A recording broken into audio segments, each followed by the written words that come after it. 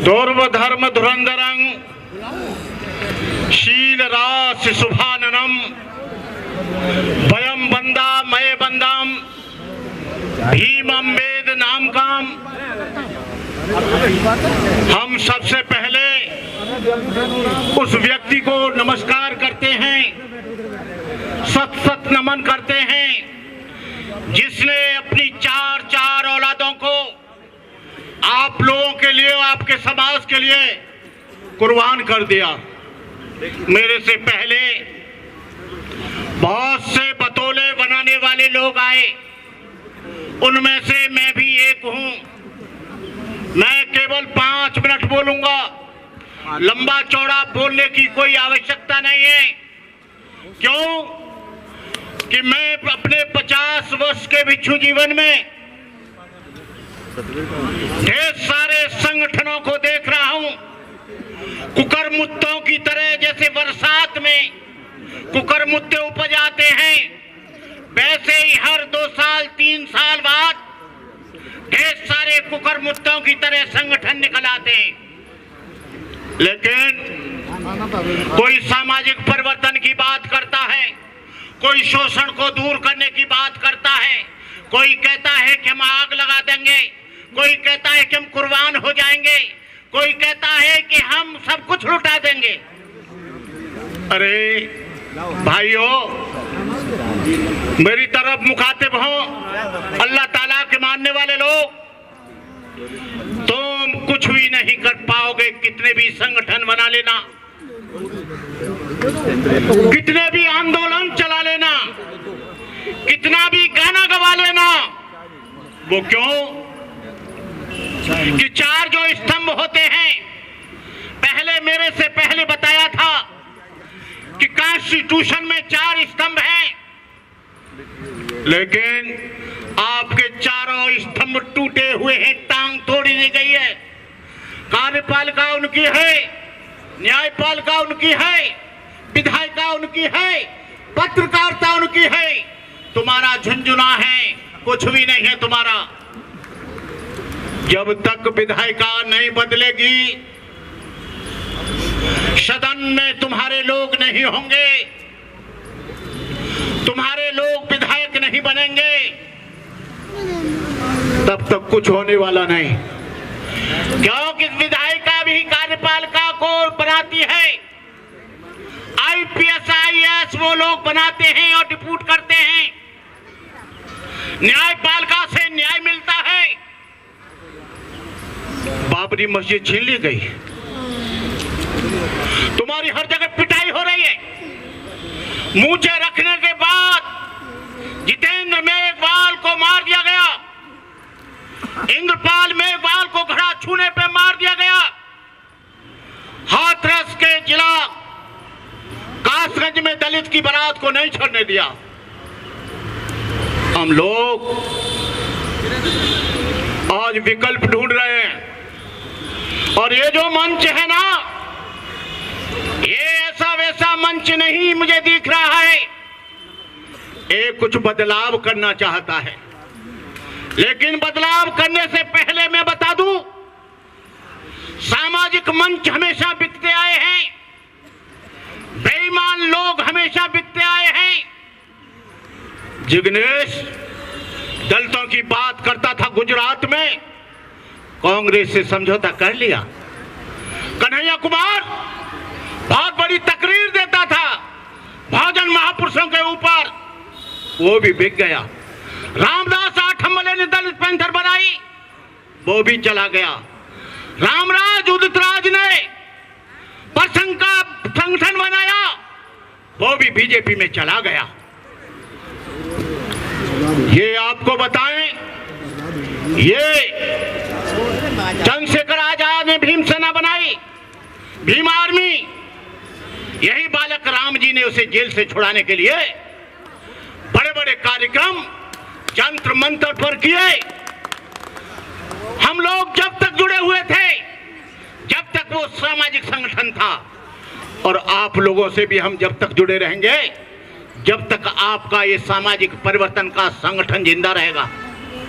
लेकिन हर एक आदमी अपना स्वार्थ देखता है, मैं ज्यादा तकरीर न करते हुए, बहुत से लोग कसीदे पढ़ते हैं, मैं जमीन पर काम करता हूं। मैंने एक कॉलेज खोला है जिसमें करीब बच्चे 1400 बच्चे हैं, मैं जमीन पर काम करता हूं। मैंने लखनऊ में एक गेस्ट हाउस बनाया है, मैं जमीन पर काम करता हूं। लक्ष्मी नगर में एक बुद्ध विहार है, एक नोएडा में बुद्ध विहार है, उसकी भी लड़ाई में लड़ने के लिए गया। ये कब तक पतोले बनाते रहोगे? तुम लड़ाई की बात करते हो, तुम पर एक चाकू नहीं, भंते करुणाकर सत्य हिंसा का पालन करता है। भंते करुणा पर 4 आग्नेयास्त्र, 4 ऑटोमेटिक। क्यों? उसका कारण है, या अमीर गरीब हो सकता है, गरीब अमीर हो सकता है, लेकिन ब्राह्मण अछूत नहीं हो सकता, अछूत ब्राह्मण नहीं हो सकता। मुझे खुशी है कि आप यहां पर बैठे हो और कुछ करना चाहते हो। मैं भी एक मेरे से पहले वो चंद्रशेखर जी ढेर सारी उर्दू में, कुछ हिंदी में बोल के तकरीर गए थे, शेरो शायरी करके गए थे। मुझे भी एक मजा आ गया कि मैं भी बोल दूं। वक्ते जिहाद है शबे रक्स का नहीं, वक्ते जिहाद है शबे रक्स का नहीं, हो खून का कतरा किसी के यश का नहीं, बुलावा सरफरोशों का हुआ आज फिर, है मैदान जानदारों का मरीज इसका नहीं। लेकिन गुल छड़ाने की लहर पर जिनसे उम्मीद थी वो भी पत्थर रख गए सीने पे मर जाने के बाद। आज बाबा लोग, सनातन की बात करने वाले लोग आज बेलगाम हो गए, हिंदू राष्ट्र की मांग करते हैं, संविधान को बदलने की बात करते हैं। मैंने धीरेन्द्र शास्त्री जी को कहा था, धीरेन्द्र शास्त्री, ये किसी के बाप का देश नहीं है, यहां पर मुसलमान किराए पर नहीं रहता है, दलित यहां किराए पर नहीं रहता है, ओबीसी यहां किराए पर नहीं रहता है, एससी एसटी यहां किराए पर नहीं रहता है, ईसाई और पारसी यहां किराए पर नहीं रहता है। तुम कैसे बनाओगे हिंदू राष्ट्र? ये मुसलमानों का देश है, ईसाइयों का देश है, बौद्धों का देश है, सिखों का देश है, और तुम कह रहे हो 2% लोग कि हम हिंदू राष्ट्र बनाएंगे। संविधान को जो बदलने की बात करते हैं, हम उनको आगाह करा देना चाहते हैं। आप एक बार संविधान तो बदल कर देखो, ये जमीन लाल मिलेगी, हर जगह मिलेगी। तुम तो क्या, तुम्हारा बाप भी संविधान को नहीं बदल सकता। ये बोधिसत्व डॉक्टर बाबा साहब ने संविधान बनाया है, जिन्होंने धर्मनिरपेक्षता उसमें दी है, सेकुलरिज्म दिया है। सेकुलरिज्म के लिए आपको संविधान को पहले खत्म करना पड़ेगा, और संविधान खत्म करने से पहले तुमको यहाँ पर 20 करोड़ दलितों को और 25 करोड़ मुसलमानों को खत्म करना पड़ेगा, तब यहाँ पर आप बदलाव ला सकते हो, कभी नहीं ला सकते। मैं ज्यादा न बोलते हुए बालक राम जी को बधाई देता हूँ। बालक राम जी, आपको मैं देख रहा हूँ बहुत दिनों से, आप बहुत से संगठनों में काम करते हैं, फिर आप जैसे ईमानदार आदमी को अलग कर दिया जाता है। समता सैनिक दल में आपने काम किया,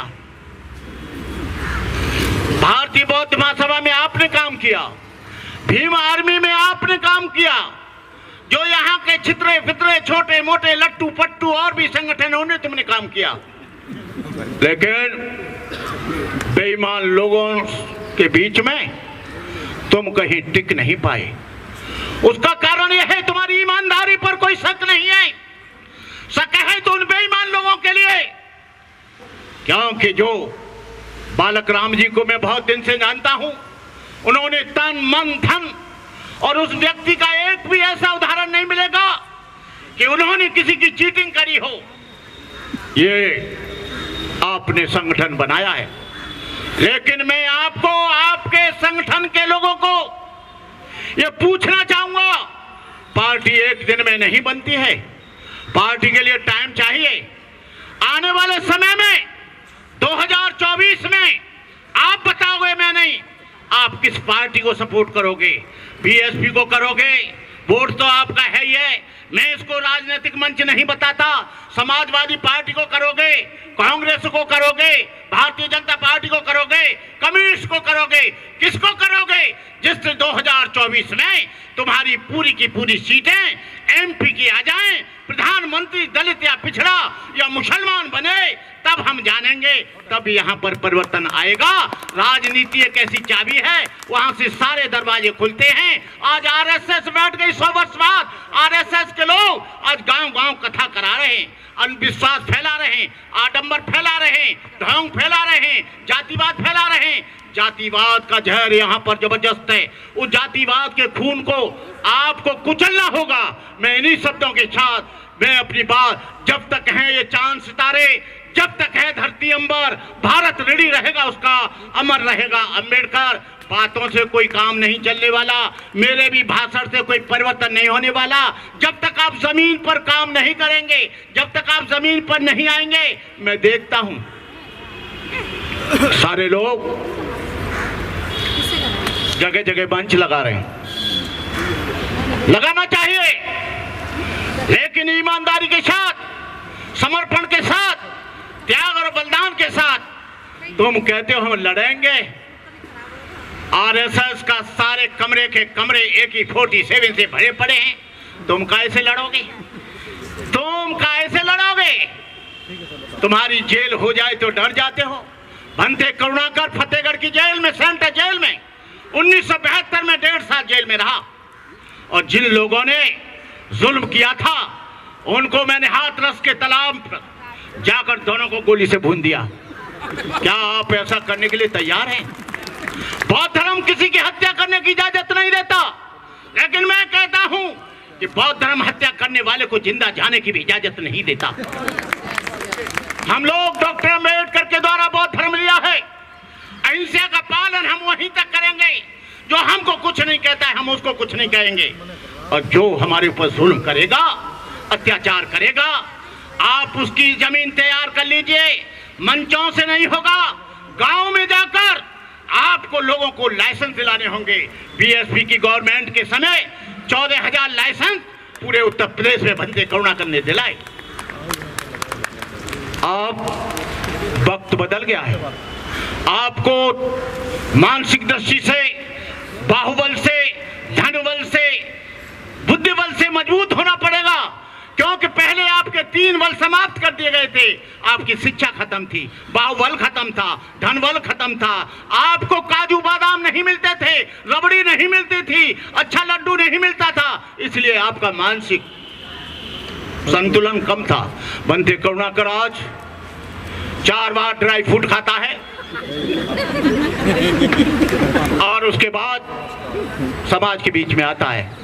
मेरा समय समाप्त हुआ और आप बाबा साहब की वजह से आप खूब मौज उड़ाते रहिए, घर में बैठे रहिए, टीवी और बीबी के साथ बहते रहिए।